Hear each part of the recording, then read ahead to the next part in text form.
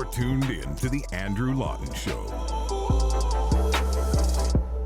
I wanted to talk about the scourge of anti-Semitism, which I am very ashamed to say as a Canadian has become the norm and the rule rather than the exception. We've had some little bits of change on this front. Toronto police have decided now that no, people shouldn't be shutting down a bridge in a Jewish neighborhood to protest against Israel because, let's be real, they're just protesting against Jews.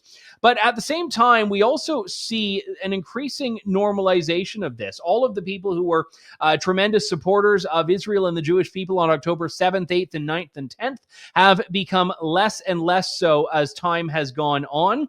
And the media has become a very key player in this. Barbara Kay had a fantastic piece in the Epoch Times. She said to uphold the preferred narrative, the media will go to any lengths to demonize Israel. Barbara Kay joins us now, and it's always good to see her. Barbara, thanks for joining me today. A pleasure to be here, Andrew.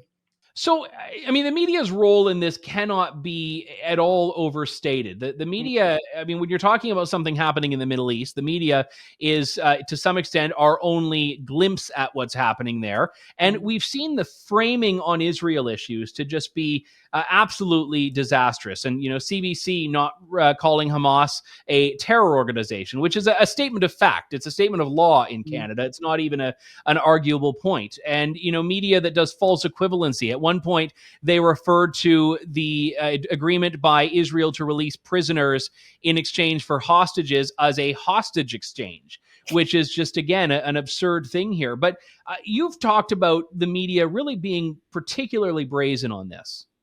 They're very brazen. We just saw, I don't know if you saw it on X, Honest Reporting had done an expose of some Reuters and Associated Press journalists in Gaza laughing about, looking at some of the atrocities of October 7th and laughing. Gaza is filled with so-called journalists. We know that some of the journalists that the New York Times employed actually accompanied Hamas on the rampage, the pogrom of October 7th. In other words, they knew about it in advance. They wanted to capture it as it happens. And it was clear that from the familiar way in which they were palling around with the Hamas fighters, that they are actually supporters of Hamas or likely supporters of Hamas. And as I've said many times on social media, and in my column that you cited, the very words from sources in Gaza should send alarm bells ringing in any mainstream news outlet, because there is no such thing as a report out of Gaza that is inherently trustworthy. Not that they always give false news, but you can never be sure that they're not giving false news, because no reporter is allowed to report from Gaza without censorship by Hamas. And so no reporter is free to publish what they want from Gaza unless it goes through Hamas, censorship. And as well, many of the journalists, the so-called journalists in Gaza, are actually not journalists. They are simply working for Hamas in the capacity of stringers for other, bigger companies, but they are in fact agents for Hamas. I only speak about, 4 or 5 lines of Arabic, so I have to rely on other translations when I see Arabic footage. But I have seen at least 3 or 4 clips from within the last few months, which are presented as some of one of those journalists that you were just describing interviewing people. And when they start to criticize Hamas, the interview gets quickly and abruptly ended. So when the people in Gaza are saying, well, hang on, Hamas is using us as shields, the interview ends. So you're right. There is no, unbiased commitment to truth there, which is, I think, a big part of it. A lot of these are activists wearing press vests. Yeah, and of course, you expect biased reporting from Al Jazeera. That's their job. But when it comes to New York Times, BBC, CNN, we just saw a story out of CNN. Some of their Middle Eastern stringers were posting disgustingly anti-Israel stuff on social media. they've lost control of the journalistic situation over there, it seems to me, since they have decided to accept stuff coming out of Gaza without verifying. And when you see the BBC doing that and the CBC, it's really sickening, because there's a long history of this. They know very well that a lot of reports are doctored, or they're complete fiction. And as we've seen in the whole Palestinian movement in the last several decades, truth in journalism is not a value. It's not a Middle Eastern value in regimes that are not democratic, and none of them are except Israel. Um, I mean, you'll get honest reporting out of Egypt and some of the more stable uh, Hmm. entities there. But from the West Bank or Gaza, you really have to verify anything you hear out of there. And in fact, I remember in a column I wrote some time ago, um, I remember there was a report from Matty Friedman, one of the top journalists on this scene, who recounted the anecdote of a West Bank politician checking with an Israeli journalist to see if what he was being told by his own journalists in the West Bank was true or not. He just a rumor that there was an assassination plot. He didn't know whether to believe it or not, so he checked with Israeli journalists. That's how bad it is. You talk about this phenomenon, which I've heard before, and it sounds silly, but it's actually a very serious thing, which is pallwood. And I'm wondering if you could explain that for people that haven't come across this term. I guess not. I guess she can't explain that. Hopefully, oh, there we go. We got Barbara I'm back. so sorry. This has happened before, Andrew. I don't Yeah, know. I'm having flashbacks now, like literal Yeah, flashes, and then yeah. and now you're freezing up again a little bit too. I don't know. I'm on Chrome. Uh, I don't know I'm what to hearing do. you now. Can you hear me? I hear you very well now. Okay, perfect. Chrome OS. So tell me what pallwood is for people that aren't familiar. Pallwood is an actual news producing industry in the West Bank and Gaza, and it's like Bollywood in the sense that it's fake stuff, but it's an actual industry. There are producers and directors and actors and extras, all kinds of industry norms going on that actually are producing fake news.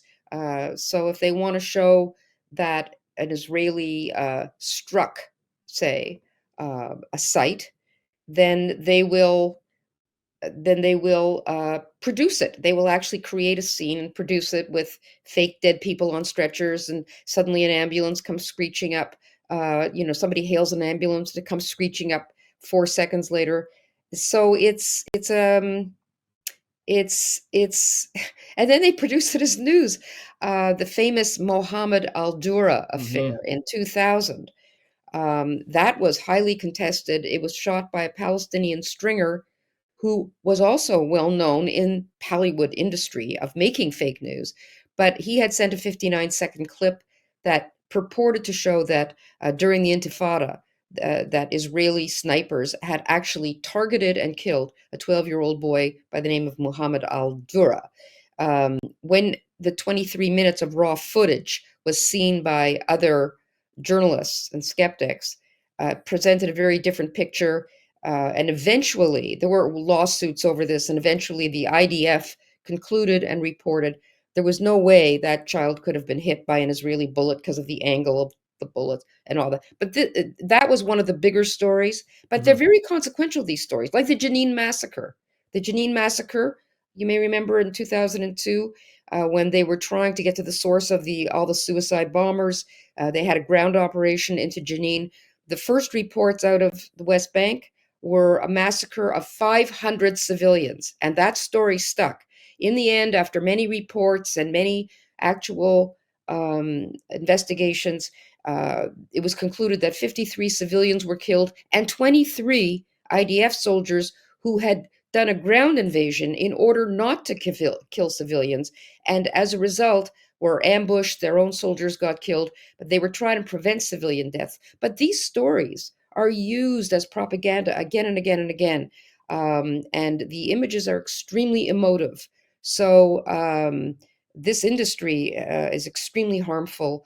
Uh, it's called lethal journalism. It is lethal because people die over it. Osama bin Laden used the Mohammed al-Dura story in his own propaganda because he could see that the picture of this boy huddling behind his father, apparently being targeted by Israeli bullets, which was not the case.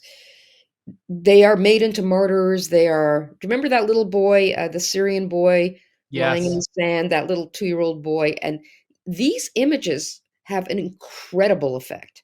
Well, and Um, I seem to recall that there was evidence that emerged later that that boy had been moved. I mean, it was still a tragedy, but the photo had been to some extent staged to make a bigger point from that. it's not hard to see that uh, this whole Palestinian issue, this whole Israel, is a very much an emotional thing, and a lot of the people that are active in it, when you corner them and you ask them, to state why, they don't even know why. They're part of a herd. In fact, the Toronto Sun just had a piece out today saying some of these protesters are being paid to be part of these protests. But anyways, there's a lot of hysteria involved in these protests because this issue has, uh, you know, Palestinian activists. Uh, on campuses, for example, they're there for years and years. They're not very good at studying, but they're very good at propaganda. This is they're paid for this. There are a lot of foreign funding of these movements in the West.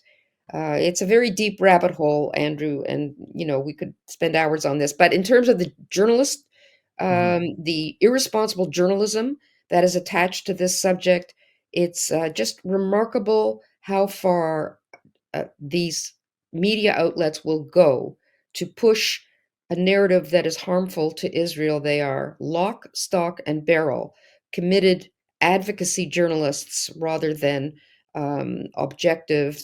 It's just Mhm. not journalism. Simply is not It's not what it should be. It's not Mhm. what True North does. It is pure. It is getting to be pure propaganda in too many of formerly respectable outlets. So Yeah. we're lucky to have a few outlets in Canada, like the National Post, True North, the Epoch Times, that is what I consider to be journalism that verifies sources, actually fact checks, does basic stuff. Mhm. Well, yeah, what should be, used to be basic and second nature anyway. And the only area where you could say that can rival the Israel hatred in much of the media is in academia, Oh as we've yes. seen in the last few months. And I just very briefly wanted to ask you about this story because I Mhm. understand you're writing about it this week in another piece. There is now a class action lawsuit against so far 6 major Canadian universities: Queen's, York, Concordia in Montreal, TMU, which used to be Ryerson before Ryerson's name became a hate crime, and the University of British Columbia, facing claims that Jewish students are unsafe on their campuses. And I mean, look, that's a difficult thing to refute with just raw footage we've seen of what's happened on these campuses, isn't it? Yeah, I always felt that lawsuits were the way to go. I was promoting the idea years and years and years ago. I said the only way these universities are going to change if it hits them in the pocketbook. These particular class actions are by a law firm, but they are in partnership with the Lawfare Project, which is a pro bono legal fund for fighting anti-Semitism around the world. They do phenomenal work, and they just had a very big success with against a restaurant in Toronto, an owner of a restaurant, for defaming and defamation suit against a Canadian media personality who was also a Zionist and was targeted on social media. So unless lawsuits make these institutions pay out big time, and the one against McMaster is what, $77 million. Mm. And the more that are targeted, the better, because just a couple have to win, and you'll see the whole culture of university will be forced to change.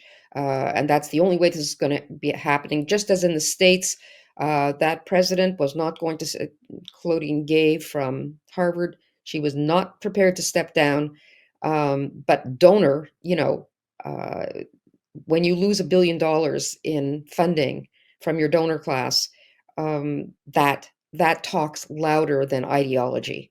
And I can only pray that these lawsuits succeed, because I think that's going to have a very abrupt, if they do, it'll have a very abrupt and very cleansing effect on campuses in terms of anti-Semitism. I know you're Jewish yourself, and you live in Montreal, which has always had a very vibrant Jewish community. How have you? What's your sense been? I mean, I know you are not recognizably Jewish like some Orthodox people in Montreal are. So I don't know if you personally feel unsafe walking around. But what's the mood been in the last few months there? Well, I mean, certainly there have been incidents that are quite harrowing, Mhm. bullets in a door of in school in areas that are intensely Jewish. I live in a very mixed and very diverse neighborhood. I am known to be Jewish because from my writings, I'm publicly identified as Mhm. Jewish. But I don't feel physically unsafe. No, not in my neighborhood, but I know that there are areas where yes, people do feel unsafe, and for reason. So far, nothing cataclysmic has happened, but there have been threats, and there have been incidents in malls, and just like there have been in Toronto, there have been a lot of very unsettling incidents. And I know on campus, Concordia is known to be a hotbed of pro-Palestinianism, Mhm.